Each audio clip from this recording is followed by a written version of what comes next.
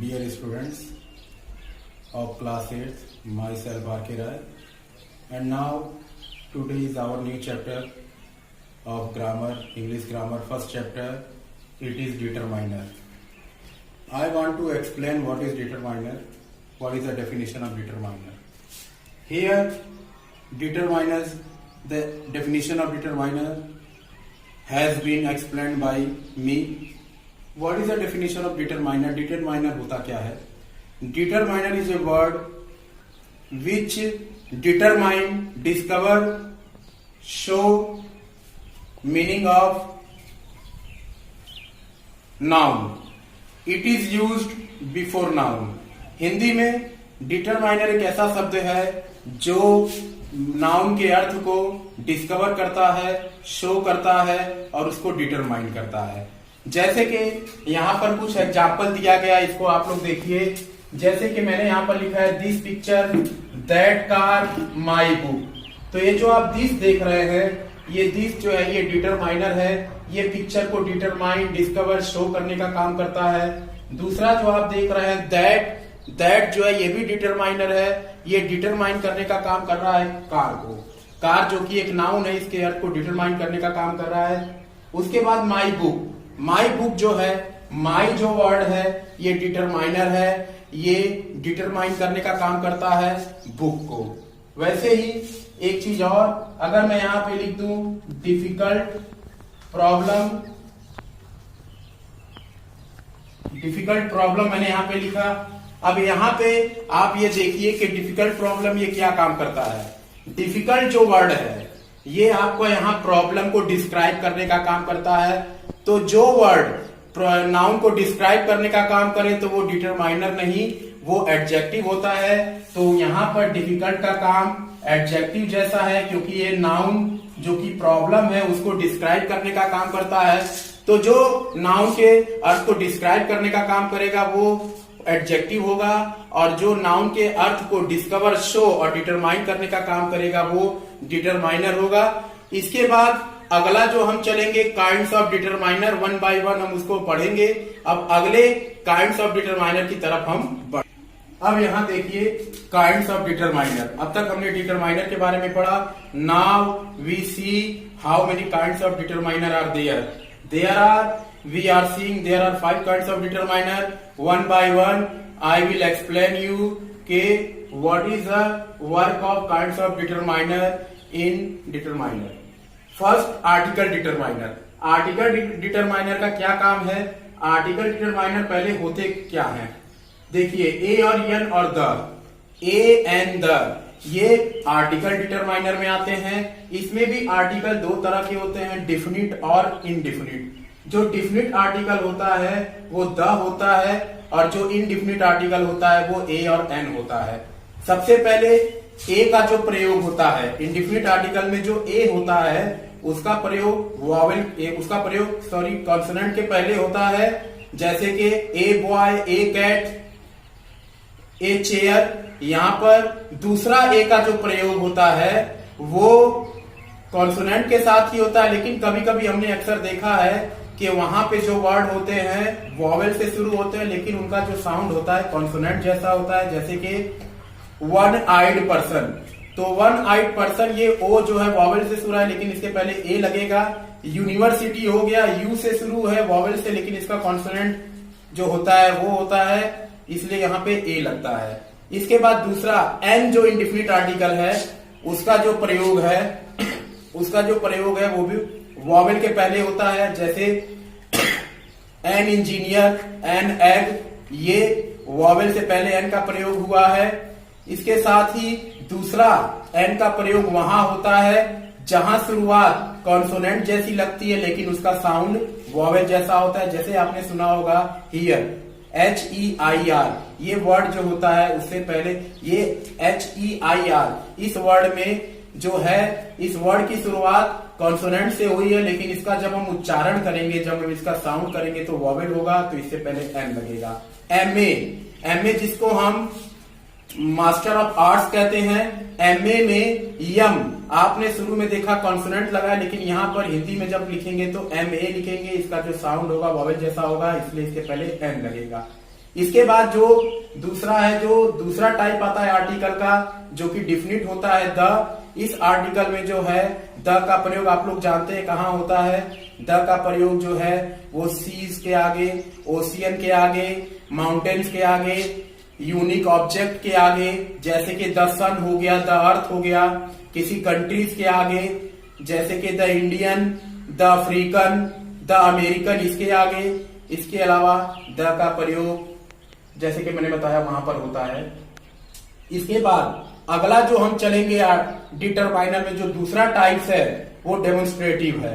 Demonstrative का मतलब ही होता है विच डेमोन्स्ट्रेट्स और विच इंडिकेट्स पर्सन और थिंग, जो किसी व्यक्ति या चीज की तरफ इशारा करता है। इसके जो एग्जाम्पल होते हैं these, those, that, these, those, that, this, these are the examples of demonstrative determiner. ये डेमोन्स्ट्रेटिव के एग्जाम्पल हैं। जैसे कि मैंने कह दिया कोई चीज मुझे इंडिकेट करनी है, these houses, those flowers, that house, these flower, तो ये मैं पार्टिकुलर नाउन को इशारा कर रहा हूं, तो इशारा करने के लिए यहां पर डिटरमाइन करने के लिए हमने डेमोन्स्ट्रेटिव का प्रयोग किया है।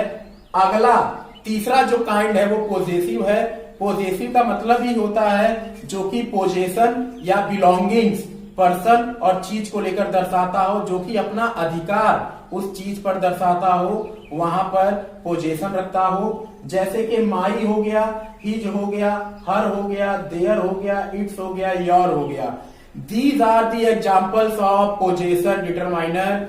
ये काम जैसे कि मैंने उदाहरण के लिए my car, his bag, her horse, their dogs, its pen, your pen, तो यहां पर जो है नाउन को डिटरमाइन करने का काम ये पोजेसिव डिटरमाइनर कर रहा है। पोजेशन दर्शा रहा है कि मेरे कार पर, मेरे घोड़े पर, मेरे बैग पर, तो ये जो काम करते हैं ये पोजेशन या बिलोंगिंग्स को रखने का, पोजेशन रखने का काम करते हैं। आधिपत्य जमाने का, अपना अधिकार में रखने का काम पोजेशन का, पोजेसिव डिटरमाइनर का होता है। अब यहाँ पे मैं थोड़ा सा पीछे जाऊंगा। डेमोन्स्ट्रेटिव और पोजेसिव के बारे में मैं एक चीज और बताना चाहूंगा। कई बार ये सवाल आता है आपके मन में कि डेमोन्स्ट्रेटिव एडजेक्टिव और डेमोन्स्ट्रेटिव प्रोनाउन होता क्या है।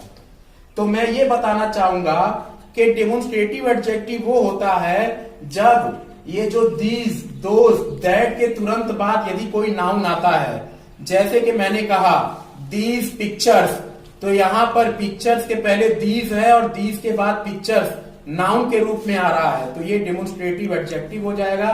लेकिन अगर मैंने कह दिया दिस इज माई बैग, तो यहां दिस के तुरंत बाद नाउन नहीं आ रहा है, नाउन आपका ऑब्जेक्ट के रूप में बाद में जा रहा है। तो जब इनके तुरंत बाद नाउन नहीं आएगा तो वो डेमोन्स्ट्रेटिव प्रोनाउन होगा। वैसे ही सेम पोजेसिव में होता है। पोजेसिव एडजेक्टिव और पोजेसिव प्रोनाउन क्या होता है? पोजेसिव एडजेक्टिव जैसे कि मैंने कहा दिस इज माई बैग, तो माई पोजेशन है और बैग नाउन है, तो माई के तुरंत बाद बैग आ रहा है तो वो पोजेसिव एडजेक्टिव हो जाएगा। लेकिन अगर मैंने कह दिया दिस बैग इज माइन, तो यहां पर जो बैग है वो पहले आ रहा है और जो प्रोनाउन, जो आपका माइन जो है वो प्रोनाउन वो बाद में आ रहा है, तो इसलिए ये पोजेसिव प्रोनाउन हो जाएगा। इसके बाद मैं डिस्ट्रीब्यूटिव डिटरमाइनर की तरफ चलना चाहूंगा। डिस्ट्रीब्यूटिव डिटरमाइनर होता क्या है? ईच, एवरी, एदर, नेदर, तो ये जो चार होते हैं these are the examples of distributive. Each, इसमें सबसे पहले ईच का क्या काम होता है? What is the function of each? Each जो है वो किसी पर्सन या किसी चीज को सेपरेट, यहां पे सेपरेशन करने का कार्य करता है, वन बाय वन उनको अलग करता है। जैसे कि मैं कहता हूं each of boys, each of pen, तो यहां पर बॉयज और पेन को ईच लगाकर मतलब मैं बॉयज को वन बाय वन अलग कर रहा हूं और मैं पेन को यहां पर वन बाय वन अलग सेपरेट करने का काम कर रहा हूं। तो ईच का जो कार्य है वो सेपरेशन का है, वो थिंग्स या व्यक्ति को वन बाय वन अलग करता है। दूसरा एवरी, एवरी जो डिस्ट्रीब्यूटिव है वो थिंग या पर्सन को ग्रुप में जोड़ने का काम करता है। मैंने कह दिया एवरी बॉय, एवरी पेन, तो यहां पर जो एवरी का कार्य है वो पेन या बॉय को जोड़ने का कार्य करता है, न कि अलग करने का कार्य करता है। एदर, एदर जो है ये चॉइस एक तरह से कह सकते हैं, जहां अगर दो साइड मिला हो तो उसमें से या तो ये साइड या तो वो साइड, दोनों कोई एक साइड आप चूज करके वहां पर आप अपना काम कर सकते हैं। तो एदर जो है वो चॉइस पे होता है, जहां दो साइड होती है तो किसी एक साइड वो कर सकता है। नेदर, नेदर जस्ट अपोजिट होता है एदर के।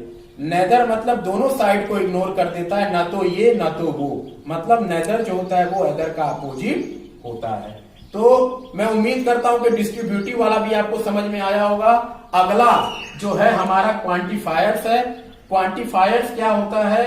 क्वांटिफायर जैसे मैनी हो गया, सेवरल हो गया, मच हो गया, सम हो गया, एनी हो गया, little, a little, the little, इसके बाद few, a few, the few, ये आपके क्वांटिफायर्स में आते हैं।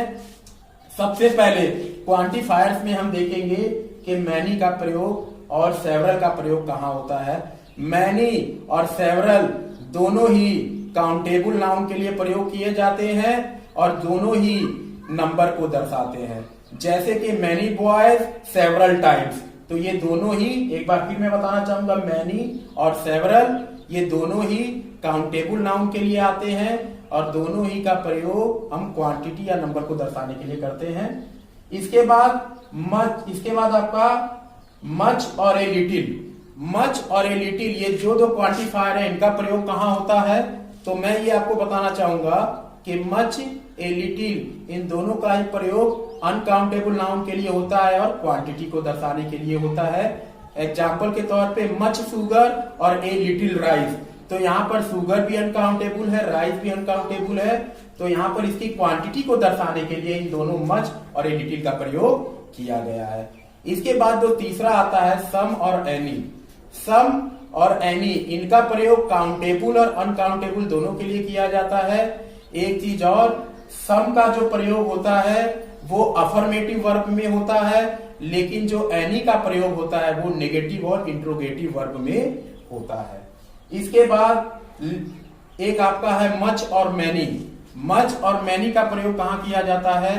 मच और मैनी दोनों का ही प्रयोग a large number of quantity को दर्शाने के लिए होता है, लेकिन मच का जो प्रयोग होता है वो अनकाउंटेबल नाउन के लिए होता है और सिंगुलर वर्ब के साथ होता है, और मैनी का जो प्रयोग होता है वो काउंटेबल नाउन के लिए होता है लेकिन प्लूरल वर्ब के साथ होता है।